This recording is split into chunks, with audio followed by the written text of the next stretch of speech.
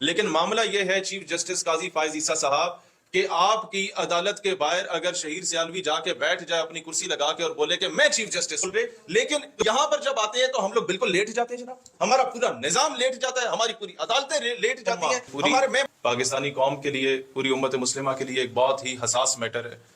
Justice قاضی فائز عیسیٰ صاحب کا جو ڈیسیجن آیا اس پر پوری امت مسلمہ ایک اس حساس معاملے پہ تشویش کا اظہار کر رہی ہے، اور میں یہ بات بتانا چاہتا ہوں، جو باتیں میڈیا کے ذریعے ہم تک پہنچی کہ یہ جملے کہے گئے یا اس طرح کے فیصلے دیے گئے جس میں کہا گیا کہ ہر شخص کو مذہبی آزادی حاصل ہے، کانسٹیٹیوشن ہر مذہب کے اور ہر فرقے کو اپنے ادارے کھولنے کی اجازت دیتا ہے۔ Pakistan is the safest haven for the minorities, اس میں کوئی شک نہیں ہے۔ جتنے اقلیتوں کو جو رائٹس ہیں پاکستان نے دیے ہیں اتنے شاید ہی کسی اور ملک نے دیے ہوں، لیکن معاملہ یہ ہے چیف جسٹس قاضی فائز عیسیٰ صاحب کہ آپ کی عدالت کے باہر اگر شہیر سیالوی جا کے بیٹھ جائے اپنی کرسی لگا کے اور بولے کہ میں چیف جسٹس ہوں،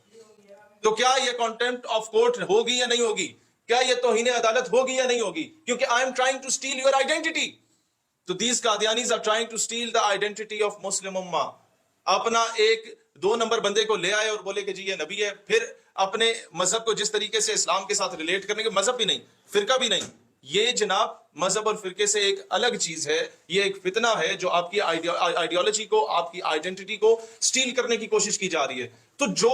آپ کو امت مسلمہ کو آئیڈینٹی کرائسس کا شکار کرنے کی بات کی جا رہی ہے، اور یہ چیز میں آج میڈیا کے سامنے کہتا ہوں کہ نکالیں آپ سپریم کورٹ کے کیمراز کی دوبارہ فوٹیجز چلائی جائیں میڈیا پہ اور دکھایا جائے کہ جب یہ فیصلے ہوئے تھے اور اس شخص کو بیل گرانٹ کی گئی تھی، اس سے پہلے 3 مرتبہ اس کی بیل کو خارج کیا گیا تھا، لیکن جب فورنرز آئے تھے اور عدالت میں بیٹھے تھے، جب آپ کے میڈیا کو اجازت نہیں ہوتی تھی کہ وہ اپنی ڈیوائسز، اپنے کیمراز، اپنے لیپ ٹاپس لے کے عدالت میں جا سکیں، جب آپ کے وکیلوں کو اجازت نہیں ہوتی کہ اپنی ڈیوائسز، اپنے لیپ ٹاپس، اپنے کیمراز کو لے کے عدالت کے اندر جا سکیں، تو وہ لوگ جو یورپین کنٹریز سے آئے تھے اس فیصلے کو سننے کے لیے، اس فیصلے کو آبزرو کرنے کے لیے، وہ اپنے لیپ ٹاپس لے کے عدالت کے کمرے میں کیا کر رہے تھے؟ ان کی ڈیوائسز اوپن تھی سب کے سامنے۔ آج وہ فوٹیجز نکالیں اور اس قوم کے سامنے سچ اور حقائق کو رکھیں۔ ہمارے تمام اداروں کا، محکموں کا اور گورنمنٹ کا ایک مسئلہ ہے، اور وہ مسئلہ یہ ہے کہ ساری زندگی ہماری گزر جاتی ہے، we are trying to please the international community, we are trying to impress the international community. کن کو امپریس کر رہے ہو آپ لوگ؟ ان کمیونٹیز کو، ان سو کالڈ ہیومن رائٹس کی NGOs کو، ان so called champion of the human rights کو، جن کی زبانیں فلسطین پہ آج تک نہیں کھلی، جن کی زبانیں آج تک کشمیر پہ نہیں کھلی۔ innocent children are being incinerated with the white phosphorus، ان کو تیزاب کے ساتھ جلایا جا رہا ہے، وائٹ فاسفورس بامز ان کے اوپر پھینکے جا رہے ہیں، اس میں وہ لوگ نہیں بول رہے۔ لیکن یہاں پر جب آتے ہیں تو ہم لوگ بالکل لیٹ جاتے ہیں جناب، ہمارا پورا نظام لیٹ جاتا ہے، ہماری پوری عدالتیں لیٹ جاتی ہیں، ہمارے میں ایک بڑا کیٹیگوریکلی کہتا ہوں، اس کے بعد چاہے تو آپ اپنی انا کی تسکین کے لیے ہمارے اوپر توہین عدالت کی دفعات لگا دیں، لیکن چیف جسٹس صاحب اگر آپ توہین عدالت برداشت نہیں کر سکتے تو کوئی مسلمان توہین رسالت بھی برداشت نہیں کر سکتا۔ بات بالکل کیٹیگوریکلی کلیئر ہے کہ جب ایک بندہ تحریف شدہ ترجمہ اور تحریف شدہ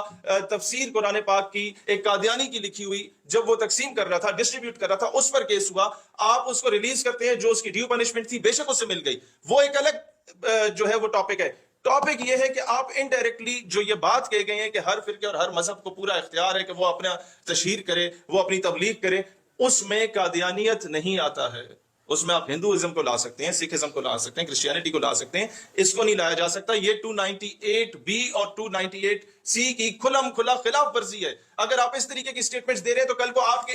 یہ جو آپ کا فیصلہ ہے اس کو جواز بنا کے قادیانی اپنی مسجدوں کے اوپر مینار بھی لگائیں گے، گنبد بھی لگائیں گے، اسی طریقے سے مسلمانوں والے نام بھی رکھیں گے، اور پھر جو مرضی وہ حرکتیں کرے، بدنامی ہمارے مذہب کی ہو رہی ہوگی۔ لہٰذا آج میں ایک اور گلہ بھی دینا چاہتا ہوں ختم نبوت صلی اللہ علیہ وسلم کے نام پہ چندے بٹورنے والوں سے اور اس پر پیسے کھانے والوں سے، جو اسلامی نظریاتی کونسل بنا۔ بھائی میرا سوال یہ ہے کہ یورپی یونین کے لوگ، امریکہ کے لوگ، سو کالڈ ہیومن رائٹس کی جو NGOs ہیں، وہ دوسرے ملکوں سے اپنے پالتو کتوں کی جو ہے وہ حفاظت کے لیے پہنچ جاتی ہیں پاکستان کی عدالتوں میں۔ اس کیس کی پیروی کے لیے ہمارے جو ریاستی ادارے موجود ہیں اسلامی نظریاتی کونسل کی بنیاد پہ یا مختلف ناموں سے، یا جو ڈائریکٹلی انڈائریکٹلی چندہ اکٹھا کر رہے ہیں اسلام کے نام پہ، وہ ان کیسز کی پیروی کیوں نہیں کر رہے؟ وہ بعد میں واویلا مچانے کیوں آ جاتے ہیں؟ دوسری بات میں آپ لوگوں سے یہ کہنا چاہتا ہوں میرے بھائیوں، اس وقت اس چیز کی انکوائری کرنی چاہیے کہ الیکٹرانک ڈیوائسز وہ لے کے کیوں آپ کے سپریم کورٹ کے اندر گئے، کس نے انہیں جانے دیا، اور کیوں ہم لوگ دیکھیں ہم خود مختار پاکستان کبھی بھی نہیں بن سکتے جو اپنے فیصلے خود کرے جب تک ہم دنیا کو امپریس کرنے میں لگے ہوئے ہوں گے.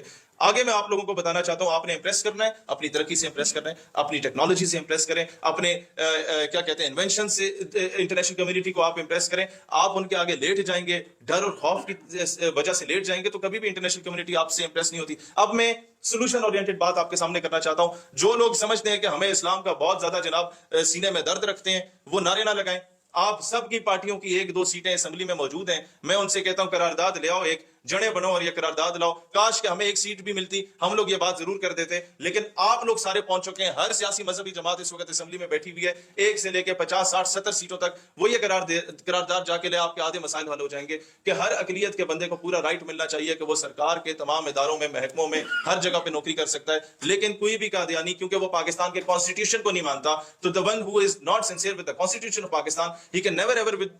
be sincere with the state of Pakistan. لہٰذا کوئی بھی قادیانی گزٹڈ پوسٹ پہ نہیں ہو سکتا, نہ ہی فورسز میں ہو سکتا ہے, نہ بیوروکریسی میں ہو سکتا ہے, نہ جوڈیشری میں ہو سکتا ہے, نہ پولیس میں ہو سکتا ہے, اور کسی بھی جگہ پہ نہیں ہو سکتا. آپ کے ملک کے آدھے مسائل حل ہو جائیں گے. آپ کو نہ دھرنے دینے کی ضرورت پڑے گی, نہ آپ کو احتجاج کرنے کی ضرورت پڑے گی, نہ آپ کو نعرے لگانے کی ضرورت پڑے گی. اور دوسری چیز جو ہمیں کہا جاتا ہے کہ جناب ریاست کی جانب سے کہا جاتا ہے کہ ہم مجبور ہیں, انٹرنیشنل پریشر بہت ہے, اس انٹرنیشنل پریشر کو ختم کریں.